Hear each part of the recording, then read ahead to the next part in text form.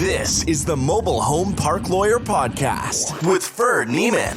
If you're looking to generate wealth and passive income in the lucrative world of mobile home parks, you're in the right place. You'll discover solutions to the common legal and operational pitfalls and how to optimize parks to maximize income.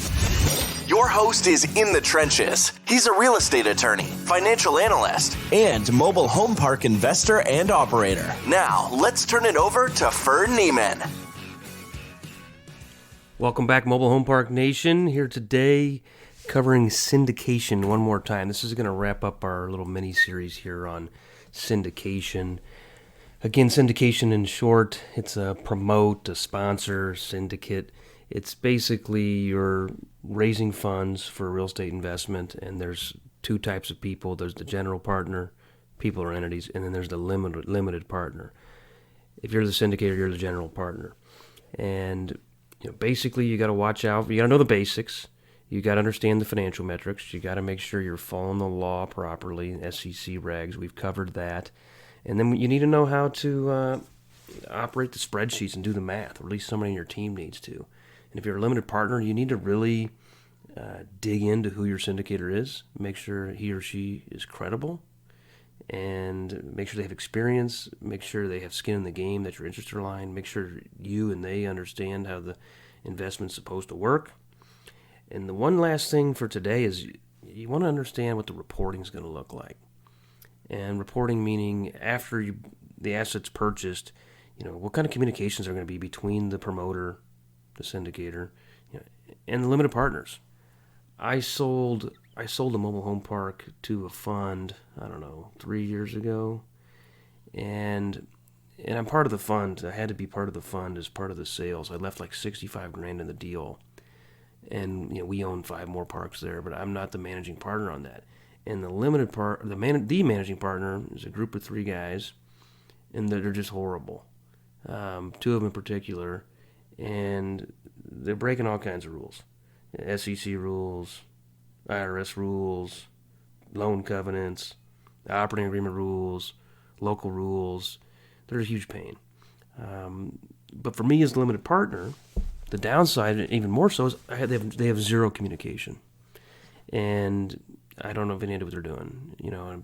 When I get a little free time, maybe I'm going to sue them and bust their balls a little bit. But in the meantime, it's not enough money. The juice ain't worth the squeeze for me to stop what I'm doing to go pursue that at this juncture.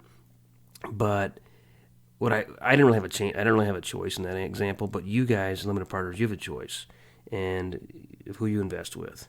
And you want to ask the syndicators what kind of reporting you do, and you want to talk to some references, some other investors. You want to maybe get a sample report from another project, and that's just a key responsibility, in my opinion, as a syndicator.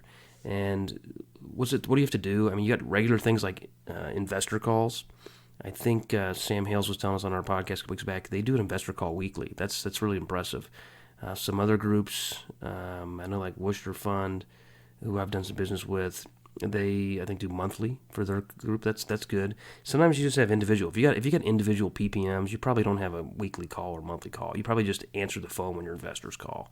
And that's how most of us kind of start out, is you just do a one-off project and you fund it with 2, 3, 5, 10 people or entities. So you got the calls, but then the key, I think, is the investor reports. We do these monthly. I mean, we do our bank recs twice a month and our P&Ls once a month, so we might as well, in our mind, do the reports monthly. But the industry standard is probably quarterly. And what's in the investor report? Typically, there's a narrative telling the story, what's up, highlights, lowlights, financial summary paragraph, maybe a leasing status update if you got heavy infill, or maybe a construction update if you got some construction. So there's a narrative. We include maps, because typically we do a lot of heavy infill, and the map tells the story, colors and changes and things like that.